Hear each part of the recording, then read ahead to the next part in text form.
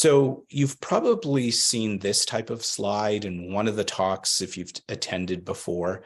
If we think about what makes up inflammatory or what contributes to what we call the pathogenesis or what causes inflammatory bowel disease, we know that there's a genetic component and there's multiple genes that have been identified, but to our knowledge, that probably makes up just a small percentage.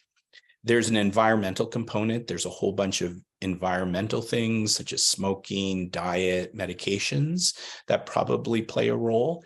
And then that interaction between the genetics and the environment can lead to breakdown of the intestinal barrier that I've already talked about. And then once that happens and you have that first line of defense that's gone, then your immune system ends up being stimulated and you get this imbalance of the immune system. The immune system then causes inflammation. That inflammation further damages the mucosa and it ends up being a vicious circle. And so later on, when we talk about therapy, you can imagine that we can't do anything about an individual's genetics, right? We don't know for a specific individual what that environmental trigger or that environmental factor may be that may be driving their inflammatory bowel disease.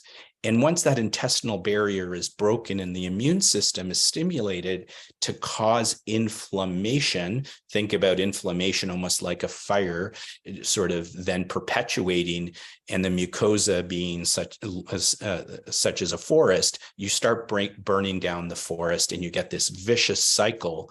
And so when we think about trying to control that, we try to control the immune system or affect the immune system so we can break that cycle. And in that way, the mucosa can repair itself as we try to put out that fire.